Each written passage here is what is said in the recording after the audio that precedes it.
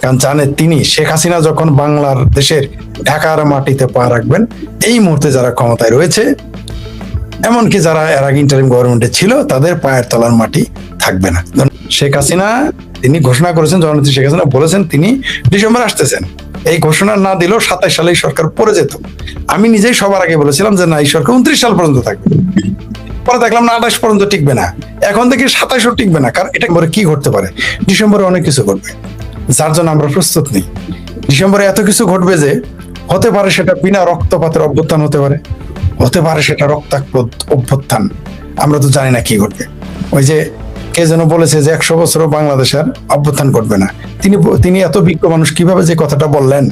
অভ্যুত্থান তো 24 ঘন্টার মধ্যে ঘটে জানা বেঁধে যেতে পারে। অভ্যুত্থান কবে হবে কেউ বলতে পারবে না। অভ্যুত্থান 1000 বছর হতে পারবে না, আবার সেটা 24 ঘন্টার ব্যবধান করতে পারে, এটাও তো সত্য। 5ই আগস্টের আগের দিন ছিল মুক্তিযুদ্ধের চেতনা, তারাই তখন 180 ডিগ্রি উল্টে গিয়ে এখন রাজাকারী আলবদরি চেতনা নিয়ে চলে আসছে। ছিল, তারা জনগণের সাথে প্রতারণা করেছে, নিজেদের সাথে প্রতারণা করেছে। সুতরাং এই তথাকথিত জুলাইয়ের এই চেতনা টিকবে না, টিকতে পারে না, কারণ কোনো চেতনাই ছিল না।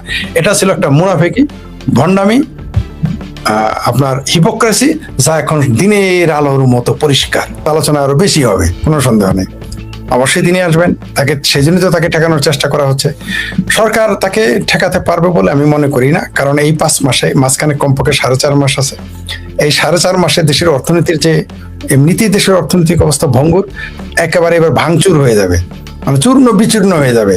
তো আপনি যত কিছুই বলেন, আপনি আমাকে যতই পছন্দ করেন, কারণ পেটে যদি ভাত না থাকে আপনি আমার কথা শুনবেন না। কারণ পেটের ভাত না থাকলে মায়ের আঁচল ভালো লাগে না, প্রেমিকার চোখ ভালো লাগে না।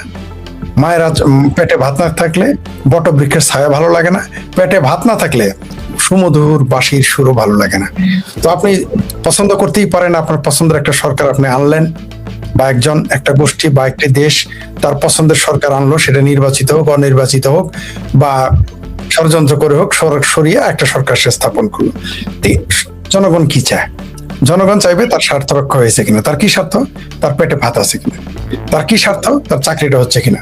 তার কি স্বার্থ? দেশের শিক্ষাটা পাচ্ছে কিনা। তার কি স্বার্থ? আইন শৃঙ্খলা ঠিক আছে কিনা। তার কি স্বার্থ? দেশে বিনিয়োগ হচ্ছে কিনা। তার কি স্বার্থ? বিদেশি বিনিয়োগ হচ্ছে কিনা।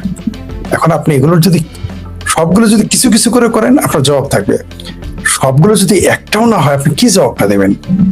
কারণ আয়নাতে তো আপনার চেহারাতে যখন দেখো, আপনি নিজে যখন নিজের আয়নাতে নিজের চেহারা দেখবেন, তখন তো এটা উত্তর দিতে পারবেন না। এই বাংলাদেশের মানুষ, আপনি জানেন যে প্রতি মুহূর্তে প্রতিদিন কর্মক্ষেত্র সংকুচিত হয়ে আসতেছে, রপ্তানি সংকুচিত হয়ে আসতেছে, আইন শৃঙ্খলার চরম অবনতি ঘটতেছে। পাশাপাশি দেশে একই সাথে বেকারত্ব এবং জঙ্গিবাদ ও মৌলবাদ বৃদ্ধি পাচ্ছে। আপনি জানেন যে মালয়েশিয়া থেকে অলরেডি উগ্রবাদী চিন্তা চেতনা প্রচার করার কারণে ফেসবুকে বিদায় করে দিয়েছে, মিডল ইস্ট থেকে বিদায় করে দিচ্ছে এবং আরো দিবে। আর মিডল ইস্টের যে যুদ্ধের দামামা চলছে, সেটা তো থামার নয়, এটা চলমান। এই যুদ্ধের দামামা, দেশের অর্থনীতি খারাপ, সব মিলে আপনি আমি আমার দেশকে কিভাবে রক্ষা করব? আপনি যতই আমাকে ভালোবাসেন, আমি যখন দেশের কোনো সেক্টরে আমি উন্নয়ন করতে পারবো না, চাহিদার মিনিমাম শর্তটুকু পূরণ করতে পারবো না, মিনিমাম চাহিদার যা তাও পূরণ করতে পারবো না, তা আমাকে কেন আপনি রাখবেন? কারণ এই দেশটা তো কারো পৈতৃক সম্পত্তি নয়, রাজা বাচ্চা নয় যে আপনি জরুরি। রাজা বাচ্চাদেরও তো মানুষ মানবে না। দেশের অর্থনৈতিক পরিস্থিতি খারাপ হলে মানে রাজা বাচ্চার বিরুদ্ধে বিদ্রোহ করে। আর এটা তো একটা স্টেট, যেখানে গণতান্ত্রিক রাষ্ট্র, গণতান্ত্রিক ব্যবস্থা, সেটা আপনি গণতন্ত্র মানেন না মানেন, মুখে তো অন্তত বলতে হয়। একটা সময় তো এখানে বিদ্রোহ করবে মানুষ। শেখ হাসিনা এত উন্নয়ন করলো, এত অর্থনীতি, চাকরি বাকরি, ব্যবসা বাণিজ্য, ফ্যাক্টরি থাকলো, আপনি তাকে পছন্দ করলেন না, তাকে উচ্ছেদ করলেন। এই সরকারকে বুঝলাম আপনি খুব ভালোবাসেন, খুব প্রেম করেন, কিন্তু কয়দিন? আবার বললাম, পেটে ভাত না থাকলে প্রিয়ার সুন্দর চোখ আর ভালো লাগবে না, গোলা মনে হবে, মায়ের আঁচল ভালো লাগবে না, বটবৃক্ষের ছায়া ভালো লাগবে না, চাকরি না থাকলে বাঁশির সুর আর ভালো লাগবে না। তো বাংলাদেশে তা ঘটছে। তো তারেক রহমান যত বড় বংশীবাদক হোক, পেটে ভাত যদি না থাকে আপনার বংশীবাদন তো আমি শুনবো না। জামাতে ইসলাম যতই কোরআনের আয়াত শোনা, কোরআনের আয়াত দিয়ে তোর পেট ভরবে না। সরমনারে পীর সাহেব যতই ওজিফা শোনা, ওজিফা দিয়ে তোর পেট ভরবে না। মানুষের তো পেট ভরতে হবে। তো মানুষের যখন পেট ভরবে না, তো পিঠে তো শুইবে না তাদের, তখন তারা বিদ্রোহ করবে। আর সেই কারণে শেখ হাসিনা আসবে, তার আগুন আপনি ঠেকাতে পারবেন না। আর যেটা বলেছেন ডিসেম্বরে কি ঘটতে পারে, ডিসেম্বরে অনেক কিছু ঘটবে যার জন্য আমরা প্রস্তুত নেই। ডিসেম্বরে এত কিছু ঘটবে যে হতে পারে সেটা বিনা রক্তপাতের অভ্যুত্থান হতে পারে, হতে পারে সেটা রক্তাক্ত অভ্যুত্থান, আমরা তো জানি না কি ঘটবে। ওই যে কে যেন বলেছে যে 100 বছরও বাংলাদেশের অভ্যুত্থান ঘটবে না। তিনি এত বিজ্ঞ মানুষ কিভাবে যে কথাটা বললেন? অভ্যুত্থান তো 24 ঘন্টার মধ্যে ঘটে দানা বেঁধে যেতে পারে। অভ্যুত্থান কবে হবে কেউ বলতে পারবে না। অভ্যুত্থান 1000 বছর হতে পারবে না, আবার সেটা 24 ঘন্টার ব্যবধান ঘটে যেতে পারে। এটাও তো সত্য, এটাও তো সত্য। কারণ দেশের অর্থনীতি, দেশের রাজনীতি কোন দিকে যায়, দেশের সার্বভৌমত্ব কোন দিকে যায়, তার উপর অনেক কিছু নির্ভর করে। অভ্যুত্থান হবে কি হবে না, বিপ্লব হবে কি হবে না। আপনি দেখেন তো 2024-এর 5ই আগস্ট থেকে শুরু করে পুরো আগস্ট মাস আওয়ামী লীগের নাম নেওয়ার কয়জন ছিল? আওয়ামী লীগের কথা বলার কয়জন ছিল? আর শোনারই বা কয়জন ছিল? না ছিল শোনা, না ছিল বলার লোক আওয়ামী লীগের পক্ষে। কিন্তু এখন আপনি দেখেন তো, যে আওয়ামী লীগ এখন এতদিন বললো তারা যে শেখ হাসিনাকে ধরে আনবে, ফাঁসি দিবে, আওয়ামী লীগ নিষিদ্ধ, ছাত্রলীগ নিষিদ্ধ, এখন বলতেছে তাদের শেখ হাসিনা এখন আসতে চায়, বলে আসতে দিব না। বাহ বাহ বাহ, মানে ঠিক উল্টো, মানে ঠিক উল্টো হয়ে গেল। এখন শেখ হাসিনা বলছে আমি আসবো, এখন বলুক যে আপনি আসেন। এটা আর বলতে আর সাহস পাইতেছে না, কারণ তারা জানে শেখ হাসিনা ঢাকায় পা রাখলেই অনেকের পায়ের নিচে মাটি থাকবে না।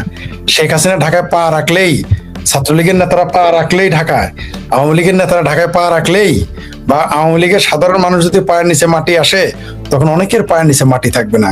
যারা জামাত, হেফাজত, বিএনপি, আমার ভাবির পোলারা কি কি দলে উপদলে তারা বিভক্ত, আসলে তো এগুলো সবই জামাতেরই পিঠ, জামাতেরই একটা পার্ট এন্ড পার্সেল। এগুলো তো কোনো দল না, তাই সেগুলো দলের নাম আমি নিলাম না।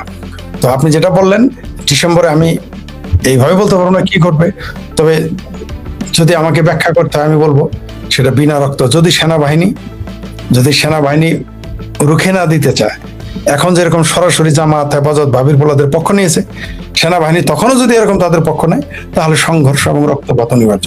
আর যদি তা না নেয়, তারা নিউট্রাল থাকে, তাহলে হয়তো খুব কম রক্তপাতে বা বিনা রক্তপাতে আওয়ামী লীগ, শেখ হাসিনা বাংলাদেশের মাটিতে পদার্পণ করবে, তাদের উত্থান ঘটবে, স্বাভাবিক পর্যায়ে দেশ চলবে। এটা আমার মনে হয়। জি, এই প্রসঙ্গ আরেকটাই যাই। আজকে দেখলাম স্বরাষ্ট্রমন্ত্রী বলছেন যে জুলাই চেতনা ব্যবসা না করার জন্য তিনি আহ্বান।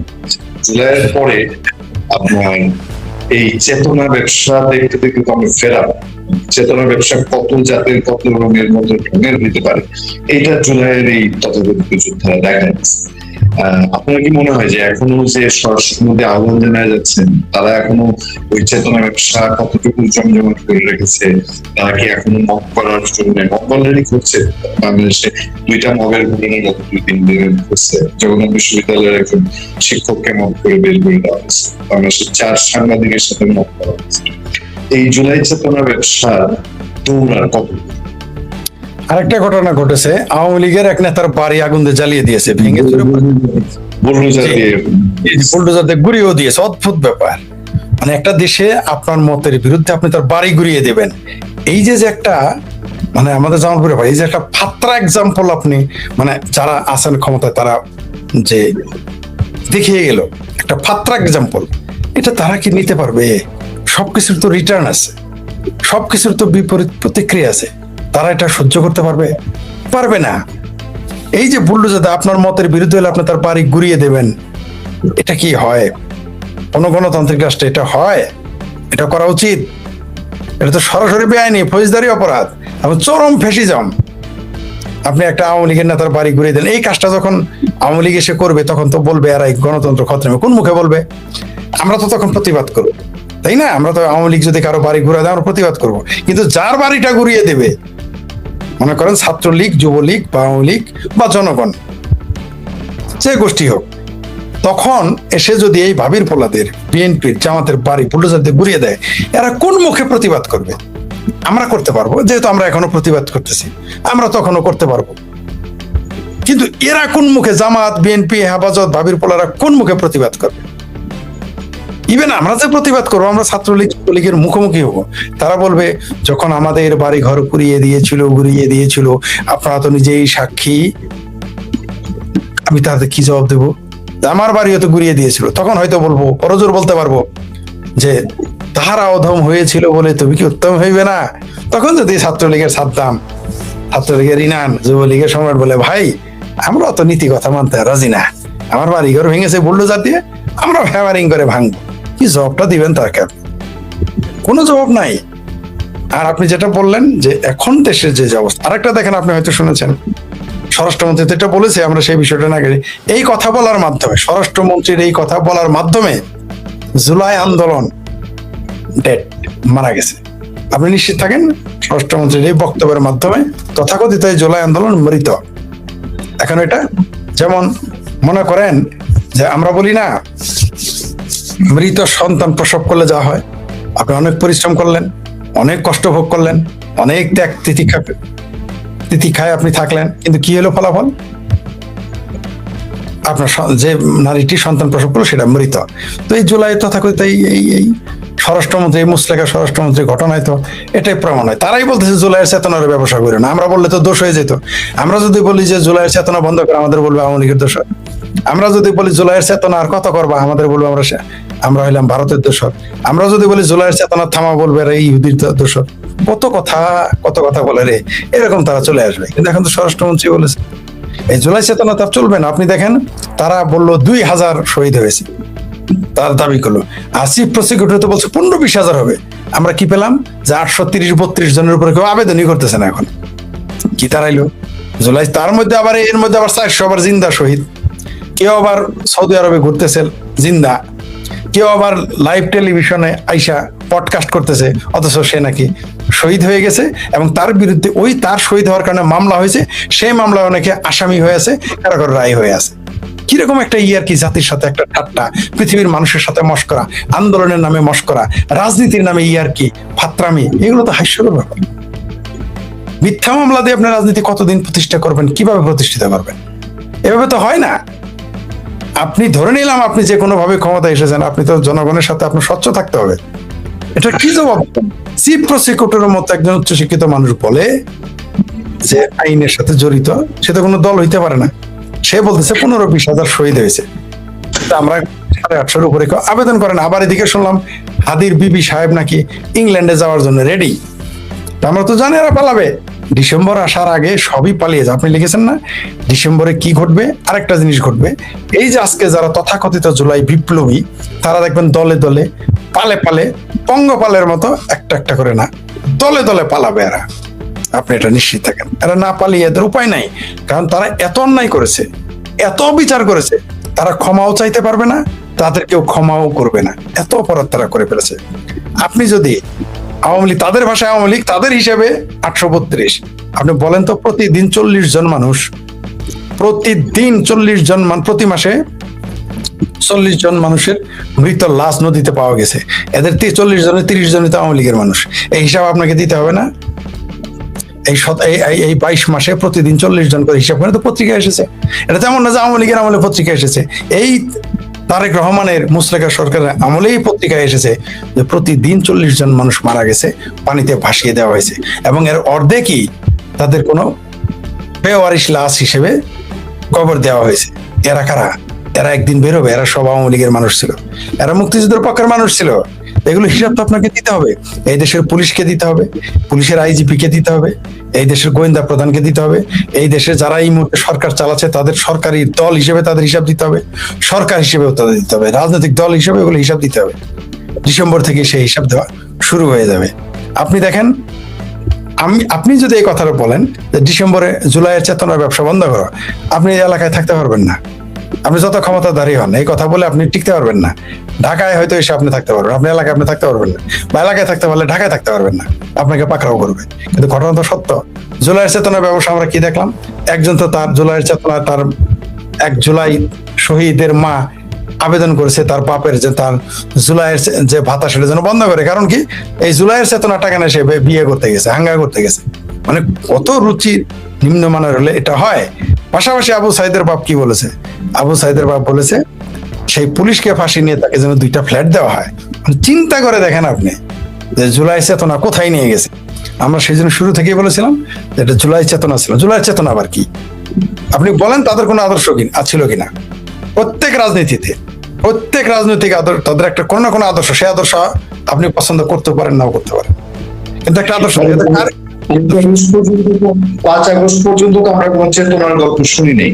আমাদের চেতনার গল্প শুনেছেন? তখনকার চেতনা ছিল মুজিবের বাংলায় বৈষম্যের ঠাঁই নাই। কে বলছে? তখন মুজিবীয় চেতনা ছিল, এরাই মিছিল করেছে।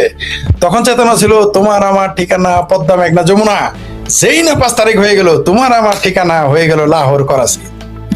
যেই না 5ই আগস্ট ঘটে গেল, তোমার আমার ঠিকানা তুরস্ক পাকিস্তান, তুরস্ক পাকিস্তান বদলে গেল।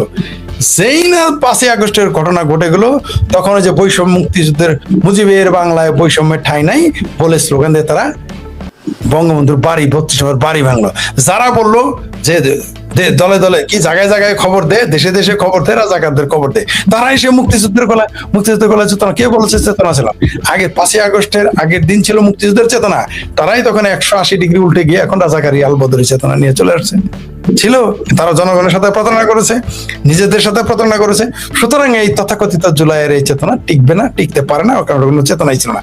এটা ছিল একটা মুনাফিকি, ভণ্ডামি, আপনার হিপোক্রেসি, যা এখন দিনের আলোর মতো পরিষ্কার, একেবারেই পরিষ্কার। সুতরাং তাদের মুখোমুখি হইতেই হবে আবার জনগণের। জনগণ কখনো ক্ষমা করবে না। 2টা অপরাধে তাদের হবে। প্রথমত, এরা অপরাধ করেছে, ফৌজদারি অপরাধ করেছে, সন্ত্রাস করেছে, মানুষকে মেরেছে, শিক্ষকদের অসম্মান করেছে, মুক্তিযোদ্ধাদের অসম্মান করেছে, সকল পেশাজীবীর উপর আক্রমণ চালিয়েছে, দলমত নির্বিশেষে সব মানুষের উপর আক্রমণ চালিয়েছে। সেই হিসাব দিতে হবে। পাশাপাশি জাতির সাথে তারা চেতনার নামে প্রতারণা করেছে, এই হিসাবও তাদের দিতে হবে।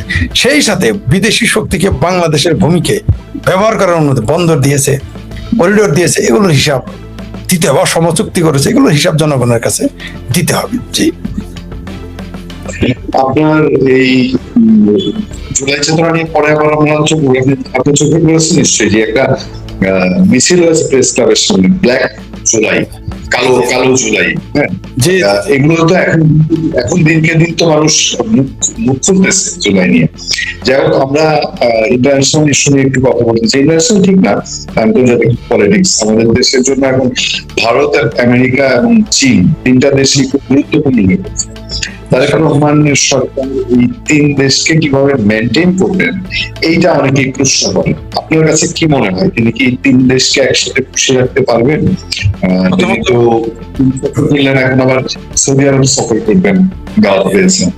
শুরুতে আপনি বলেছেন যে জুলাই দিবসকে তারা কালো দিবস পালন করেছে। মুভমেন্ট মেহেদী সম্ভবত বিকল্প কি, নতুন বিকল্প ধারা, এরকম কিছু তার নাম, নতুন কি ধারা, নতুন ধারা সম্ভবত তার দলের নাম। তারা স্বল্প সংখ্যক তারা মিছিল করেছে। এই যে তারা মিছিলটা করেছে, এটা তো এমনিতে করে নাই। সেই মুভমেন্ট মেহেদীও কিন্তু সেই আওয়ামী লীগ সরকারের সমালোচক ছিল, সে মুক্তিযুদ্ধের পক্ষের, কিন্তু আওয়ামী লীগের সমালোচক ছিল। আমার সাথে কথা হয়েছে, বলেছে তারাই এখন মিছিল করতেছে যে জুলাই হচ্ছে কালো দিবস। কেন? কারণ তাদের কাছে স্পষ্ট হয়ে গেছে যে এই জুলাই আসলেই কালো, কারণ হচ্ছে যে অর্থনীতিকে ধ্বংস করেছে, রাজনীতিকে ধ্বংস করেছে, গণতন্ত্রকে ধ্বংস করেছে। জুলাই, এই তথাকথিত জুলাই আসলেই কালো দিবস। আমাদের 72 সংবিধান ধ্বংস করেছে, আমাদের মুক্তিযুদ্ধের চেতনাকে ধ্বংস করেছে, এই দেশের মুক্তিযুদ্ধকে সরাসরি চ্যালেঞ্জ করেছে। তারা বলেছে যে কোট আনকোট জুলাই হয়েছে মুক্তিযুদ্ধের বিরুদ্ধে। এটা সেই তথাকথিত সেই কি যেন হাদিস, সে নিজে বলেছে। তো আপনি এটা সরাসরি, আপনি প্রথমে তো আদর্শগত আপনি বিরোধ করেছেন। পাশাপাশি এই দেশের এই জুলাই চেতনা, তথাকথিত জুলাই চেতনা আমাদের অর্থনীতিকে ধ্বংস করে দিয়েছে, আমাদের শিল্প প্রতিষ্ঠান ধ্বংস করে দিয়েছে, আমাদের রপ্তানি ধ্বংস করে দিয়েছে, বাংলাদেশের ভাবমূর্তিকে ধ্বংস করে দিয়েছে সারা পৃথিবীতে। তো আপনাকে তো কালো দিবস এটা হবেই। এটা হলো আপনার প্রথম কথার উত্তর, যেটা মুমিন মেহেদী এবং তার দল নিয়ে এটা করেছেন। আর আপনি যেটা বললেন চায়না, আমেরিকা, ভারত, বাংলাদেশে এখন যে কূটনৈতিক অবস্থা, বর্তমান যে সরকার চলতেছে, এদের কোনো কূটনৈতিক তৎপরতাও নেই, কূটনৈতিক তৎপরতা করার মতো যোগ্যতাও তাদের নেই। আমার কাছে কোনো কাউকেই মনে হয় নাই। কারণ আপনি তো একটা জিনিস কি জানেন, অর্জিত যোগ্যতা আর আরোপিত যোগ্যতা আলাদা জিনিস। দাস কখনো কূটনীতিক হয় না। আপনি যত দুর্বলই হন আর যত সবলই হন, দাস কখনো কূটনীতিক হয় না। কূটনীতিক তারাই হবে যারা স্বাধীন। এখন যারা ক্ষমতায় আছে, রুমিন ফারহানার মতে যে প্রধানমন্ত্রী হইল লন্ডনের, স্বরাষ্ট্রমন্ত্রী হইল ভারতের, কেউ বলে শিলংয়ের, তারপর পররাষ্ট্রমন্ত্রী হইল আমেরিকার, বিরোধী দল হইল পাকিস্তানি। তো এই যে কথাগুলো মানুষ বলে, এমনি এমনি তো বলে না, এমনি এমনি কথাগুলো আসে নাই।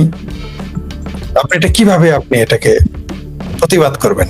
আর কূটনীতির কথা বললেন, চায়নার সাথে তো আমাদের কোনো কূটনৈতিক সম্পর্ক নাই। এগুলো হচ্ছে দাস প্রভুর সম্পর্ক। আমেরিকার সাথে তো কূটনৈতিক সম্পর্ক নাই, দাস প্রভুর সম্পর্ক। আর ভারতের প্রতি রয়েছে বিদ্বেষ। তো বিদ্বেষ থাকলে তো আপনি তারপর আবার বাংলাদেশ শত্রু রাষ্ট্রের সাথেও মানুষ কূটনৈতিক সম্পর্ক বজায় রাখে, সেইভাবে ডিল করে। বাংলাদেশ, আমাকে বলেন তো কে এখন একজন কূটনীতিবিদ? একজন। আমাদের বাংলাদেশের একজন সরকার উপদেষ্টা রয়েছে, তার নাম জাহেদ।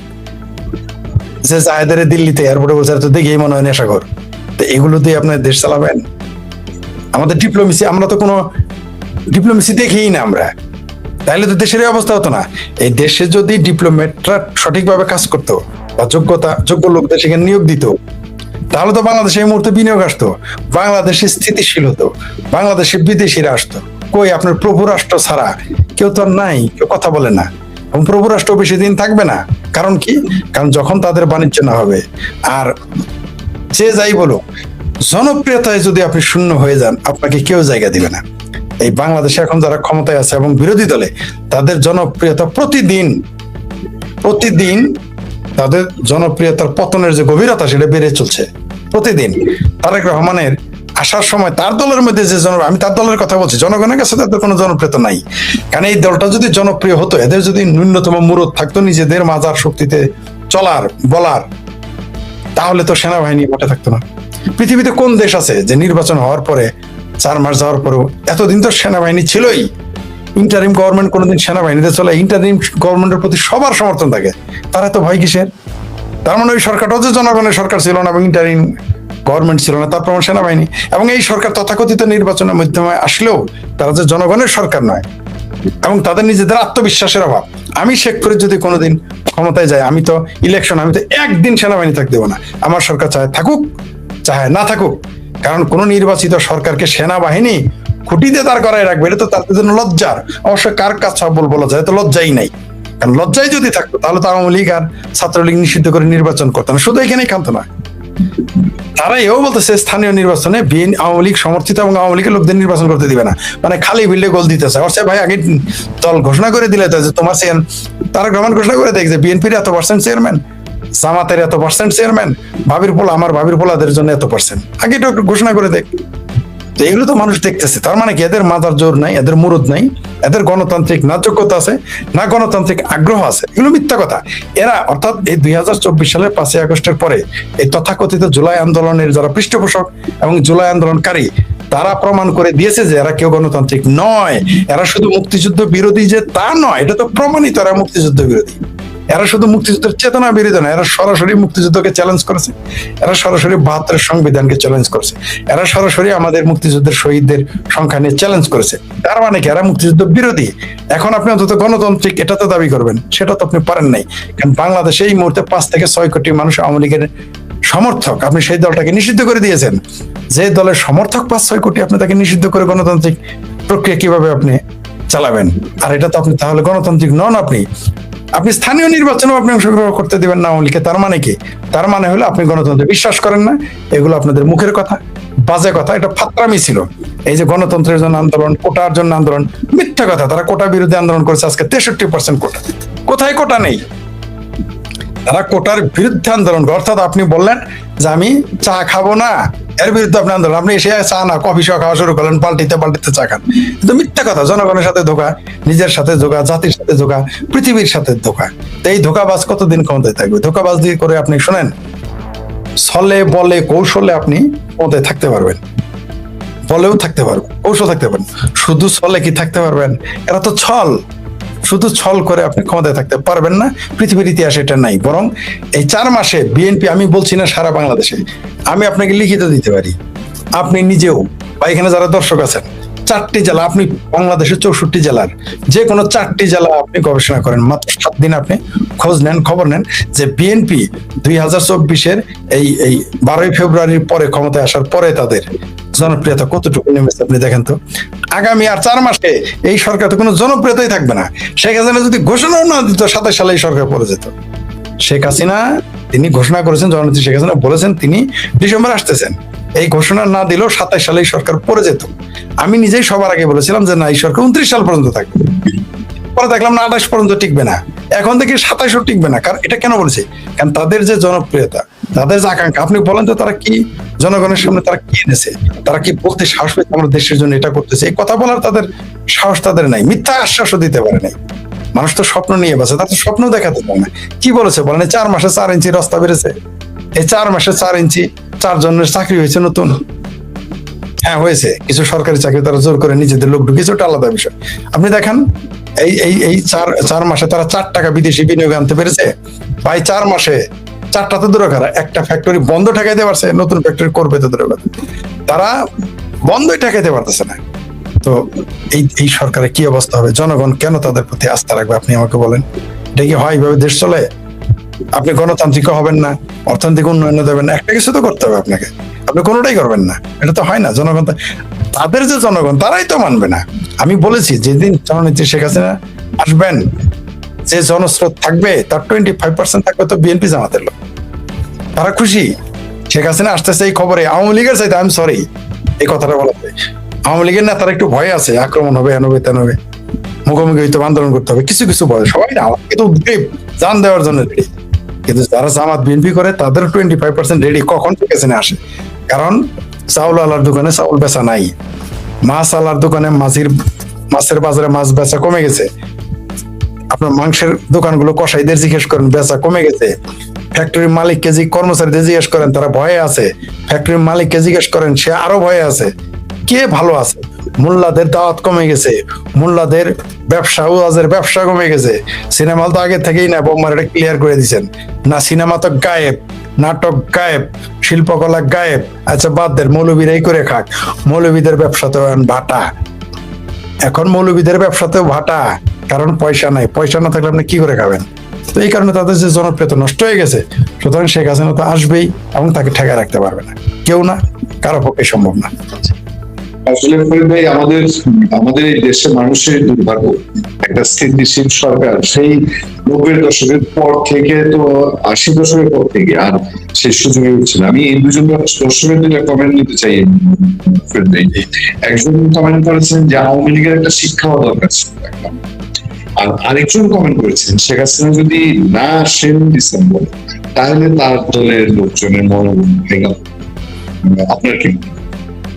আমি তাদের দুই কথার সাথে অবশ্যই দর্শকরা, আমি দর্শকদের খুব সম্মান করি, তাদের মতের সাথে দ্বিমত হইতে পারে, আমার সমস্যা নাই, মত প্রকাশের স্বাধীনতা আছে। যে দুইজন দর্শক কমেন্ট করেছে আমি মনে করি দুইজন দর্শক সঠিক বলেছেন, সত্যি বলেছেন যে আওয়ামী লীগের একটা শিক্ষা হওয়া দরকার ছিল। আবার যেটা দ্বিতীয় প্রশ্ন করলেন এটাও সত্য, ওইটা আরেকবার বলেন দ্বিতীয় প্রশ্নটা, এটাও সত্য। যে শেখ হাসিনা যদি ডিসেম্বরে ফিরে না আসেন তাহলে তার দল মনোবল ভেঙে পড়বে। হ্যাঁ, এটা মনোবল ভেঙে যাবে, কোনো সন্দেহ নেই। তাহলে আওয়ামী লীগের ক্ষমতায় ফেরাটা দেরি হবে অনেক এবং খুব কঠিন হবে। আওয়ামী লীগ আসবে, এখন হয়তো ডিসেম্বর হয়তো 1 হাড়ি 2 হাড়ি দিলে মাটিটা ভিজে যাবে, কিন্তু ডিসেম্বরে যদি জননেত্রী শেখ হাসিনা না ফিরেন তাহলে সেটা 10 হাড়ি দিয়ে ভেজাইতে হবে, কষ্ট হবে, কিন্তু আসবেনই তিনি। আর আমার ধারণায় অবশ্যই দর্শক দুজনের খুবই চমৎকার মন্তব্য এবং খুবই গুরুত্বপূর্ণ, এবং আমি মনে করি আওয়ামী লীগের যারা নেতা রয়েছেন, যারা পলিসি মেকার, এই দুইটা মন্তব্য আপনারা ভাববেন। এই দুইটা মন্তব্য, অল ক্রিটিক্স আর নট এনিমি, সকল সমালোচক সত্য না। যে দর্শক, আমি জানি না তারা কোন সেন্স থেকে বলেছেন, কিন্তু তারা কিন্তু সত্য বলেছেন, এটা অপ্রিয় হলেও সত্য। আবার একটা কথা বলি, আমি একটু যোগ করি তৃতীয়, সেটা জনগণের একটু শিক্ষা পাওয়া দরকার ছিল, যে কে আসলে কেমন লাগে, ঠিক আছে, যে কোন স্বামীর ভাত খাইতে কেমন লাগে, একটু জনগণেরও বোঝা উচিত ছিল। জনগণ এখন বুঝতে পেরেছে, শুধু আওয়ামী লীগ বুঝবে না, জনগণও বুঝতে পেরেছে তারা কি করেছিল। তারা চেয়েছিল যে এদের সরাই দিলে আরো ভালো থাকবে, কিন্তু দেখেছে না, আরো ভালো না, উল্টা হয়েছে, যে তারা শুধু খারাপ না, শুধু খারাপও যদি থাকতো একখান কথা ছিল, চরম পরিস্থিতির মুখোমুখি হয়েছে। তার জন্য আপনি ঠিকই বলেছেন যে আওয়ামী লীগের শিক্ষা উচিত ছিল, আমি বলি জনগণেরও শিক্ষা উচিত ছিল। আর যেটা বলেছেন ডিসেম্বরে যদি জননেত্রী শেখ হাসিনা না ফিরেন, এটা আওয়ামী লীগের জন্য কঠিন হয়ে যাবে, এটা সাধারণ মনোবল ভেঙে যাবে, কোনো সন্দেহ নাই। আমি আপনার সাথে একমত এবং আপনার মতের প্রতি আমি শ্রদ্ধা জানাই। বাংলাদেশ আওয়ামী লীগের যারা পলিসি মেকার, তাদের এই দুই মতকে খুব গভীরভাবে নেওয়া উচিত। জি, একটা আচ্ছা, মাঝে একটা ইন্টারেস্টিং কমেন্ট দেখতে পাচ্ছি, ফিরবে। আপনি আমি ভিন্ন একটা ব্যতিক্রম একটা জায়গার প্রসঙ্গ, আমাদের রাষ্ট্রপতি শাহাবুদ্দিন, ওনাকে তো ইউনুস যত হেনস্থা অপদস্থ করা হয়েছে, আমরা আমাদের জায়গা থেকে প্রতিবাদ করলাম। তারেক রহমান আসার সরকার আসার পরে তাকে মূল্যায়ন করা হচ্ছে। এখানে মানে কারিশমাটা কি, এটা একটু বিএনপি রাষ্ট্রপতি চেঞ্জও করে নেই এবং ওনাকেই রেখে দিয়ে উনি এখন জিয়াউর রহমান সাহেবের প্রশংসা করছেন, জুলাই আন্দোলনের পক্ষে কথা বলছেন। এই কারিশমাটা কোন জায়গায়? এটা কি বুঝতে পারছেন? প্রেসিডেন্ট পদটা হচ্ছে বাংলাদেশে একটা অর্নামেন্টাল, অনেকটা এটা আপনি গহনার সাথে তুলনা করতে পারেন, তার ক্ষমতা বেশি থাকে না। তো প্রেসিডেন্ট সাহেব হচ্ছে বাংলাদেশের জলের মতো, তিনি যে পাত্রে থাকেন সেই রং ধারণ করেন। তিনি এখন জুলাইয়ের প্রশংসা করেন, তিনি এখন জিয়াউর রহমানের প্রশংসা, জেনারেল জিয়ার প্রশংসা করেন, তারেক রহমানের প্রশংসা করেন। কয়েকদিন পরে হয়তো শুনবো যে তারেক রহমানের যে বিড়াল যে বউ আছে তারও প্রশংসা করবে। অবশ্য বাংলাদেশে তো এরকমই হয়ে থাকে। আর তিনি কি করবেন? আর তিনি যে আদৌ তিনি মুক্ত মানুষ কিনা, আই হ্যাভ এ ডাউট। বাংলাদেশের বর্তমান প্রেসিডেন্ট আদৌ তিনি মুক্ত মানব বা একজন মুক্ত মানুষ বা মুক্ত সত্তা, নাকি তিনি গৃহবন্দী তা আমি জানি না।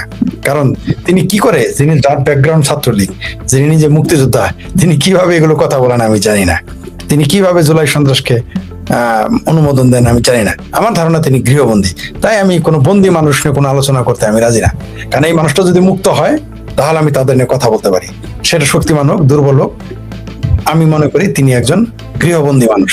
তাই বন্দী মানুষ নিয়ে আলোচনা করা মনে হয় আমাদের খুব একটা ভালো হচ্ছে না। এটা আমার দিক থেকে আমি বিবেচনা করতেছি। Thank you very much. অনেক ভালো লাগলো আপনার সঙ্গে আলাপ করে। আমি এবার একটু 1 মিনিট সময় নিতেছি। আপনি একজন দর্শক কমেন্টস করেছে আপনার এখানে যে সাংঘাতিক ইলিয়াস বলেছে শেখ হাসিনা আসবেই। জি, শেখ হাসিনা আসবেই। এটা আমি যদি বলতাম তাহলে বলতেন শেখ হাসিনার দোসর। এটা আমি যদি বলতাম শেখ হাসিনা অবশ্যই আসবে তাহলে আপনারা বলেন আমি ভারতের দোসর। এমনকি আমাদের যে আতিক রহমান পূর্ণিয়া সাহেব আছে, উনিও যদি বলেন তার শেখ হাসিনা আসবে তাহলে আপনিও বলবেন যে তিনি জুলাই সন্ত্রাসের বিরুদ্ধে, জুলাই আন্দোলনের বিপরীতে চলে গেছেন, এটা বলবেন। কিন্তু এটাই সত্য। আমি জানি না সাংঘাতিক ইলিয়াস যে নিজে বলেছে সে নিজে বলেছে তার রক্ত হলো পি পজিটিভ, মানে পাকিস্তানপন্থী।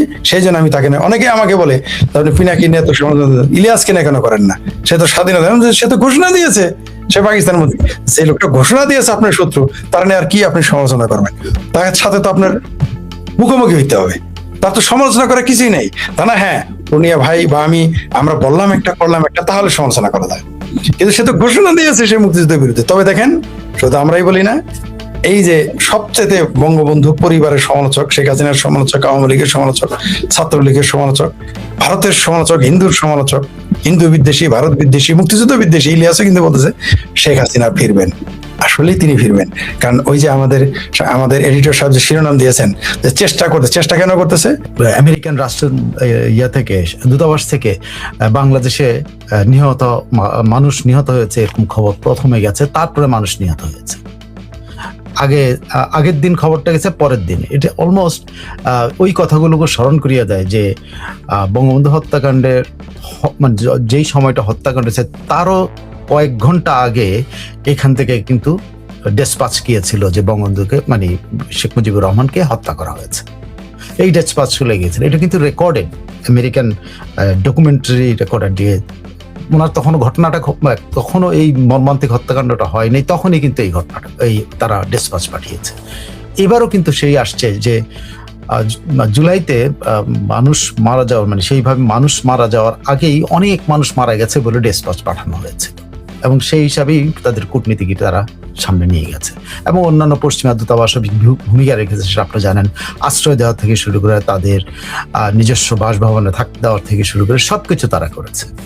সো ওদের ভূমিকা সম্পর্কে আমরা জানি পশ্চিমাদের। কিন্তু চীনের এই ভূমিকা, ভূমিকা মানে কি, চীন আমাদের রাজনীতির ভিতরে তেমন কিছু নাক গলাচ্ছে না, কিন্তু চীন বাংলাদেশের মাটিকে ব্যবহার করে এই পর্যন্ত দুটো রাষ্ট্রকে চীনা রাষ্ট্রদূত হুমকি পর্যন্ত দিয়েছে। তিনি নাম উচ্চারণ করে বলেন নাই। তিনি ব্রেন্ট ক্রিস্টেনসন, আমি আপনাকে এই ইয়েগুলো কোটেশনগুলো দেখাবো আপনাদেরকে। ব্রেন্ট ক্রিস্টেনসন যখন বাংলাদেশে এসে প্রথম প্রেস কনফারেন্স করে এবং সে বলে বাংলাদেশে তারা অন্য দেশের যে অস্ত্র বা অন্য দেশের যে থেকে বাংলাদেশ যে বিজনেসে প্রায়োরিটি দেয় অস্ত্র কিনে, এগুলা থেকে নিরুৎসাহিত করবেন, বাংলাদেশকে আমেরিকামুখী করবেন। এটার পরে ইমিডিয়েটলি চীনা রাষ্ট্রদূত কিন্তু রিয়াক্ট করেছিল। আরেকটা রিয়াকশন চীনা রাষ্ট্রদূতকে দেখা গেছে যে তারেক রহমান চীন সফর করে আসার পরে যখন এখানে হলো, তখন এক ধরনের মানে কথাবার্তা চলতেছিল চীনের সাথে, আমাদের করিডোরের ব্যাপার আলোচনা হয়েছে, মুক্ত মানে চীন এটাকে প্রমোট করলেও বাংলাদেশে বেশি প্রমোট করছে যে করিডোরের প্রস্তাব দেওয়া হয়েছে, অমুক দেওয়া হয়েছে, তমুক দেওয়া হয়েছে, জেট কেনা হবে, অমুক অনেক কিছু বাংলাদেশের তরফ থেকে কিন্তু প্রকাশ করা হয়েছিল। তখন কোনো কারণ ছাড়াই চীনের রাষ্ট্রদূত একটা অনুষ্ঠানের মধ্যে বাংলাদেশ এবং চীনের সম্পর্কের মধ্যে কেউ হাত দিলে সেটা খুব তৃতীয় পক্ষের হস্তক্ষেপ মেনে নেওয়া হবে না, এরকম মন্তব্য করেছিলেন। তো এটা খুব মানে এটা অস্বাভাবিক, অনভিপ্রেত তো বটেই, অস্বাভাবিক মানে কোনো জন রাষ্ট্রদূতের এই ধরনের আচরণ, এটা সাধারণত এরকম তৃতীয় তিনি যে দেশে পোস্টেড সেই দেশে বসে সেই দেশের মাটি ব্যবহার করে তৃতীয় একটা দেশকে উনি থ্রেট করছেন, এটা কিন্তু খুব অস্বাভাবিক। দুইটা ঘটনা এখন পর্যন্ত ঘটলো। এখন শেষ ঘটনাটা কাকে করেছেন এটা বলা মুশকিল। অনেকে মনে করেন, কেউ মনে করেন মানে যারা এক্সপার্ট তারা মনে করছেন যে বাংলাদেশ চীন থেকে জেটগুলো কেনা, জে-10 কয়েকটা ফাইটার 10টা না 20টা ফাইটার প্লেন কিনবে, এই জন্য আমেরিকা চাপ দেওয়াতে তারা রিয়াক্ট করেছে। আবার কেউ বলে না, বাংলাদেশ তিস্তার ব্যাপারে অতিমাত্র চীনমুখী হওয়ার কারণে ভারত রেগে গেছে, এই জন্য ভারতকে থ্রেট করছে। আসলে কাকে থ্রেট করছে কিন্তু এটা পরিষ্কার যে তৃতীয় কোনো দেশকে তিনি থ্রেট করেছিলেন। তো এটা খুব অস্বাভাবিক।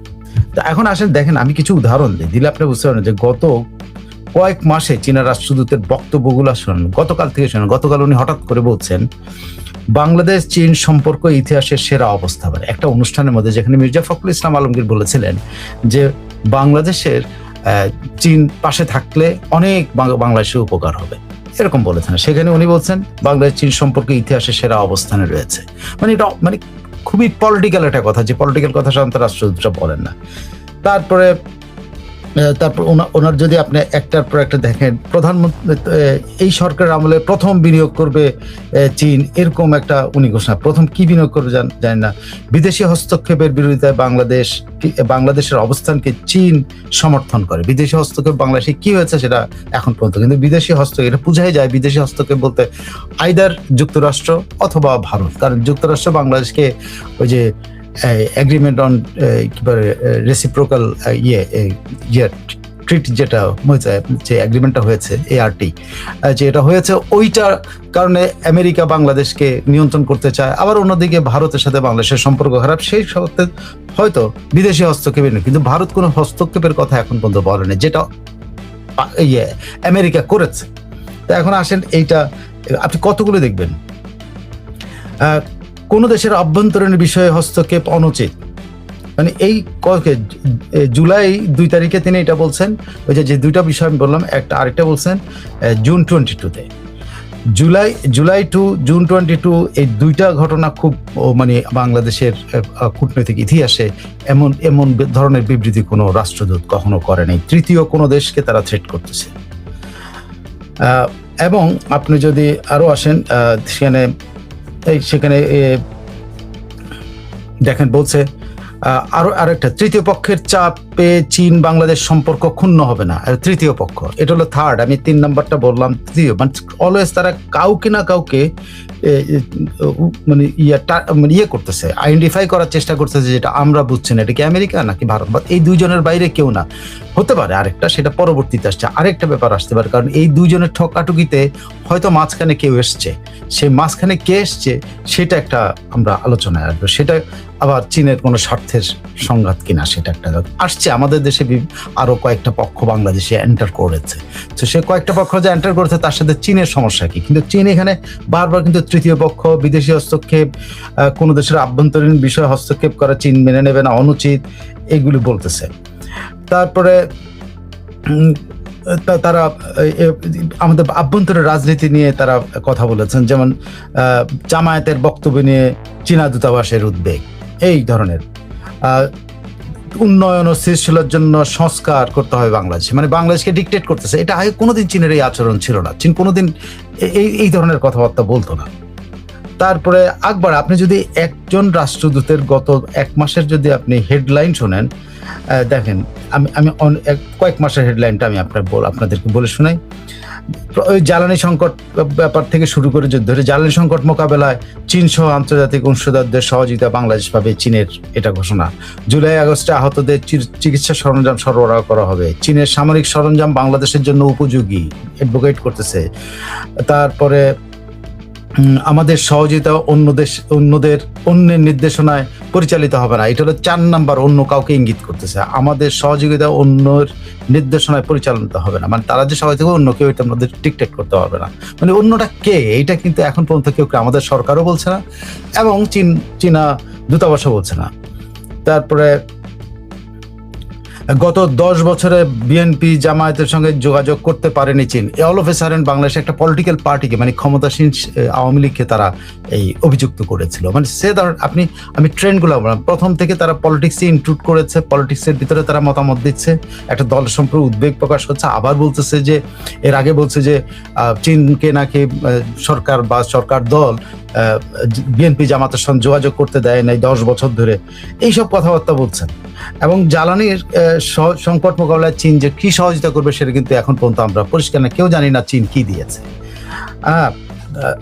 তারপর আবার বলে আমাদের সহযোগিতা অন্যের নির্দেশনায় পরিচালনা, কে নির্দেশ করছে তাদেরকে?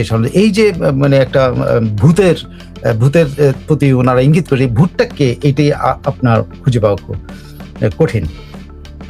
তারপরে ধরেন এই যে এইগুলোর যদি প্রত্যেকটা রিপোর্টের যদি ভেতরে আপনি যাই দেখেন, বিশেষ করে এই যে তৃতীয় পক্ষের এইটা মেনে নেওয়া হবে না, সেটা কি বলছে? ঢাকায় নিযুক্ত চীনের রাষ্ট্রদূত ইয়াও ওয়েন বলেছেন, তৃতীয় পক্ষের চাপে চীন বাংলাদেশ সম্পর্ক ক্ষুণ্ণ হবে না। বিএনপি নেতৃত্বাধীন সরকারের সবার আগে বাংলাদেশ নীতিকে সমর্থন জানিয়েছে চীন। ঢাকা বেজিং সম্পর্কের নতুন উচ্চতায় ওনারা দেখতে পাচ্ছেন। হ্যাঁ, তারপরে কোন দেশ অভ্যন্তরীণ বিষয়ে হস্তক্ষেপ অনুচিত, কোন দেশের বাংলাদেশের ব্যাপার বলছে। বাংলাদেশের নিযুক্ত চীন রাষ্ট্রদূত ইয়াও ওয়ান বলেছেন, আন্তর্জাতিক নিয়ম নীতি জাতিসংঘ সনদ অনুযায়ী কোন দেশের আভ্যন্তরীণ বিষয়ে অন্য দেশের হস্তক্ষেপ করা অনুচিত। সামবডি এলস হস্তক্ষেপ করছে। তারপর আরেক জায়গায় উনি বলছেন যে এটা বলছেন জুনের 22 থেকে জুলাই 2 তারিখে এসে আবার বলছেন, বিদেশি হস্তক্ষেপের বিরোধিতায় বাংলাদেশ অবস্থানকে চীন। বিদেশি হস্তক্ষেপ বাংলাদেশ কি বলেছে চীনের কাছে, কোনো অভিযোগ করেছে যে বিদেশি কোন হস্তক্ষেপ বাংলাদেশ? আমরা নাগরিক হিসাবে কিছু জানি না, আমাদের সরকার আমাদেরকে কিছু বলে না, কাউকে কিছু বলেনি আমাদের সরকার কি তার মানে চীনের কাছে নালিশ দিচ্ছে? বলছে কোন ধরনের বিদেশি হস্তক্ষেপের বিরোধিতায় চীন বাংলাদেশের অবস্থানকে সমর্থন করছে। গত 50 বছরে এই নীতি চীনের পররাষ্ট্রনীতির অংশ উনি বলতেছেন। তারপরে বিদেশি হস্তক্ষেপের বিরুদ্ধে বাংলাদেশের অবস্থান, মানে আপনার চীনের এই অস্থির আচরণটা খুবই অস্বাভাবিক। এখন আসেন আমরা ওই চীন কেন এরকম করতে পারে, এগুলো আমাদের এবার আমি এতক্ষণ তাকে কোট করে বললাম। তার এবং মানে চীনের সাথে আমেরিকার বিরোধটা কি, বা চীনের সাথে ভারতের বিরোধ কোন জায়গাটায় আসলে লেজটা আটকাইছে, যেখানে বাংলাদেশের মাঝখানে চ্যাপ্টা হইতেছে, চিড়ে চ্যাপ্টা হয়ে যাচ্ছে বাংলাদেশ। কারণ বাংলাদেশকে করে মাঝখানে রেখে কথা বলতেছে, বাংলাদেশ কিন্তু সব জায়গায় বিব্রত হচ্ছে। এর নিশ্চয়, কারণ বাংলাদেশ কারোর কাছে নালিশ করে না। এটা বাংলাদেশ যদি কারোর কাছে নালিশ করতো তাহলে তো বাংলাদেশ ওপেনলি করতো, বাংলাদেশ জাতিসংঘে যেতে পারে, বাংলাদেশের অন্যান্য ফোরামে যেতে পারতো, বাংলাদেশ সার্কে যেতে পারতো, বাংলাদেশ বিমস্টেকে যেতে পারে। বাংলাদেশ অনেক ফোরাম আছে যে ফোরামে বাংলাদেশ যে অভিযোগ করতে পারে যে তৃতীয় একটা দেশ আমার উপর হস্তক্ষেপ করছে। বাংলাদেশ চীনের কাছে নালিশ করছে, এটা মনে হয়? আমার মনে হয় না। তাহলে চীন কেন এরকম করছে? আসেন এটার আমরা যদি ব্যবচ্ছেদটা করি, এটা খোঁজ নেই, ঘটনাটা কি, কোন জায়গা থেকে এটা শুরুটা হলো, প্রথমত হলো যে চীন ভারতের বিশাল বিরোধ আছে, এটা হলো প্রকাশ্য তাদের সীমান্ত সমস্যা। কিন্তু তারা বাণিজ্যে কিন্তু তারা একে অপরের অলমোস্ট 1 নম্বর সহযোগী, কিন্তু তারা বাণিজ্য কিন্তু ঠিকই করতেছে, কিন্তু ওই যে সীমান্ত নিয়ে তাদেরকে তখন মনে করা হয় যে চীন এবং ভারত প্রচন্ড শত্রু। আর এই জায়গায় হ্যাঁ, শত্রুতার একটা প্রমাণ হলো চীন সবসময় পাকিস্তানকে, ভারত পাকিস্তানের বিরোধে পাকিস্তানকে সমর্থন করে, এই জায়গাটাতে ঠিক আছে। কিন্তু কথা হচ্ছে তারা তো বাণিজ্যে সবসময় তারা একে অপরের সাথে উদার বাণিজ্য করতেছে, একে অপরের অলমোস্ট 1 নম্বর বাণিজ্য মানে সঙ্গী তারা একে অপরের সাথে। তাদের ওই সম্পর্ক কিন্তু শুধুমাত্র সীমান্ত সমস্যা এবং পাকিস্তান নিয়ে তারা একটা। এখন কি বাংলাদেশ পাকিস্তানের সাথে অ্যাড হয়েছে কোনো কারণে? মানে পাকিস্তানকে যে দৃষ্টিতে চীন আদর যত্নে রাখতে চায়, চীন সহায়তা দিয়ে রাখতে চায় বা চীন সহায়তা করে, যেমন গোয়েন্দা তৎপরতা, সমসামরিক সরঞ্জাম, এই সেই সমস্ত সহযোগিতা করে, সেরকম কি বাংলাদেশেও তারা কি একই দৃষ্টিভঙ্গিতে এখানে আসছে? সেটা কি পাকিস্তানকে বাংলাদেশকে পাকিস্তানের এক্সটেনশন মনে করতেছে, বা বাংলাদেশকে ভারত বিরোধী কোনো একটা ভূখণ্ড হিসেবে ব্যবহার করার ধান্দা করতেছে? Nobody knows what is happening. আমরা যেহেতু ভারতের পক্ষ থেকে এখন পর্যন্ত কোনো রকম কোনো আওয়াজ নাই, কিচ্ছু নাই, আমরা কিন্তু এটা টের পাচ্ছি না। ভারতের পক্ষ থেকে একটাই মাত্র রিয়াকশন হয়েছিল তত্ত্বাবধায়ক সরকারের আমলে, যখন ওই যে আমরা আসাম নিয়ে ফেলবো, ত্রিপুরা নিয়ে ফেলবো, তখন ভারত এই চিকেন নেককে ঘিরে কয়েকটা গ্যারিসন প্রতিষ্ঠা করেছিল। সেখানে তারা তাদের ক্ষেপণাস্ত্র মোতায়েন করেছে, তাদের এয়ারফোর্স মোতায়েন করেছে, তাদের মিলিটারি ফোর্সেস মোতায়েন করেছে, অনেক কিছু তারা করেছে। মানে পুরোটাকে একটা বলতে পারেন যে কয়েকটা গ্যারিসন দিয়ে ঘেরাও করে ফেলছে বা চীন এই যে চিকেন নেক।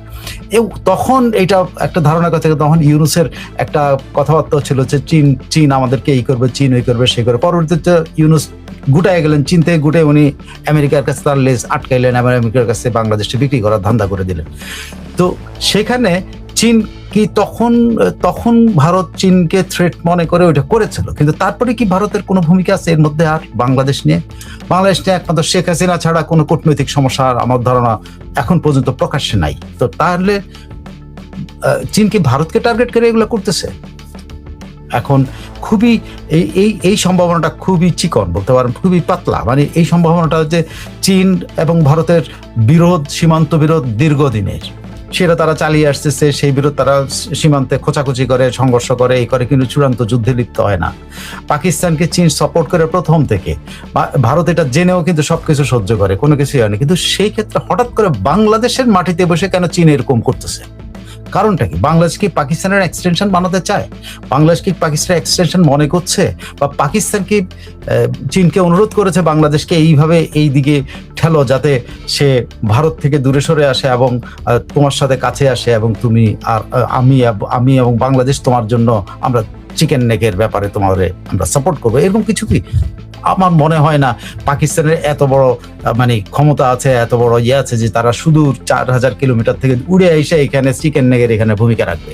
হ্যাঁ, রাখতে পারে, বাংলাদেশের ভিতরে গোয়েন্দা তৎপরতা দিয়ে রাখতে পারে, সেটা অন্য জিনিস। কিন্তু চীন এত ছোট জিনিসের জন্য, ছোট মানে কি চিকেন নেক দখল করার জন্য, মানে সীমান্ত দখল করা মানে কি একটা স্থায়ী যুদ্ধ পরিণত করে, এটার জন্য চীন এটা করতেছে না। এটা আমার কাছে কোনোভাবে মিলাতে পারছি না। তাহলে কোনটা কাছাকাছি মিলে হলো কতগুলি ঘটনা প্রবাহ আপনাদেরকে বলি। ঘটনা প্রবাহ হলো যে ব্রেন ক্রিস্টেনসন যখন বাংলাদেশে রাষ্ট্রদূত মনোনয়ন দেওয়া হয়, আমেরিকার নিয়ম হলো সেখানে তাদের কংগ্রেসে তাদের করতে হয়, হিয়ারিং করতে হয়। কংগ্রেসে এই পদায়নটাকে অনুমোদন করতে হয়। আমেরিকাতে যে কোনো রাষ্ট্রদূতকে যখন মনোনয়ন দেওয়া হয়, তাকে কিন্তু এই কংগ্রেসের সামনে যায়, তারা সাক্ষ্য দিতে হয়, কংগ্রেসের সামনে সবার উত্তর দিতে হয় সে আসলে যুক্তরাষ্ট্রের স্বার্থ রাখতে পারবে না, এটা কংগ্রেস নিশ্চিত হওয়ার পরে তাকে অনুমোদন দেয়। সো ব্রেন ক্রিস্টেনসনের কিন্তু অনুমোদন দেওয়া হয়েছিল। সেখানে সেই কংগ্রেসের ব্রেন ক্রিস্টেনসন কি বলেছিল সেটা যদি আপনারা একটু আমি আপনাদের সামনে আনি। কংগ্রেশনাল হিয়ারিং এ যেটা ব্রেন ক্রিস্টেনসন, এখান থেকে আমার মনে হয় মানে চায়নার কনসার্নটা ওখান থেকে শুরু হয়েছে, যে ওই জায়গাটা থেকে মানে একে তো হলো ইউনুসের ওই এগ্রিমেন্টটা যে এআরটিটা সাইন করেছে, এইটার ব্যাপারে তাদের কনসার্ন আছে। অ্যাট দ্য সেম টাইম তাদের সিরিয়াস কনসার্নটা শুরু হয় ব্রেন ক্রিস্টেনসনের নিয়োগের মধ্য দিয়ে। ব্রেন ক্রিস্টেনসন অক্টোবরের 23 তারিখে 2025-এ সিনেট ফরেন রিলেশনস কমিটির এখানে যে হিয়ারিংটা হয়েছিল, সেই হিয়ারিংয়ে তাকে সিনেটর পিট রিকেটস, উনি নেব্রাস্কার সিনেটের, উনি রিপাবলিকান। তিনি একটা প্রশ্ন উঠেছিলেন যে বাংলাদেশের ইন্টারিম রেজিম তখনকার 20টা চাইনিজ মেড J-10 ফাইটার কিনতে চাচ্ছে, এবং বাংলাদেশ তাদের মিলিটারি যে ইকুইপমেন্ট বা কোঅপারেশন চায়নার সাথে উত্তরোত্তর বাড়িয়ে যাচ্ছে। এই ব্যাপারে হোয়াট ইজ ইউর প্ল্যান? ওখানে কিন্তু এগুলো প্রসঙ্গ যে এই যে 20টা জেট কেনার জন্য চায়না থেকে করছে, বাংলাদেশের মিলিটারি সহযোগিতাতে উত্তরোত্তর বাড়তেছে, এই ব্যাপারে তোমার কি রেসপন্স কে, হাউ ইউ ডিল ইট? যে কিভাবে তুমি এটা করবা। তখন ক্রিশ্চিয়ানসন বলছিল, I share your concern about Chinese influence across South Asia. South এশিয়াতে আমি চাইনিজ প্রভাবের ব্যাপারে আপনার উদ্বেগের কথা আমি শেয়ার করি, আমি ধারণ করি। I would engage with the Bangladeshi government and the military to clearly articulate the risk associated with Chinese activities, including military arrangement, maritime involvement, and critical infrastructure projects. তিনি বলছেন যে আমি বাংলাদেশ সরকার এবং সামরিক বাহিনীর সাথে, আর্মির সাথে, বাংলাদেশ সরকারের সাথে কথা বলবে, আর্মির সাথেও কথা বলবে যে মিলিটারি এঙ্গেজমেন্টের ব্যাপারে চাইনিজদের যে অ্যাক্টিভিটিসের যে রিস্কগুলো আছে বাংলাদেশকে তারা এটা অবহিত করবে, যে চায়নার সাথে এই ধরনের ইনভলভমেন্টে কি কি রিস্ক আছে এইটা বাংলাদেশ সরকার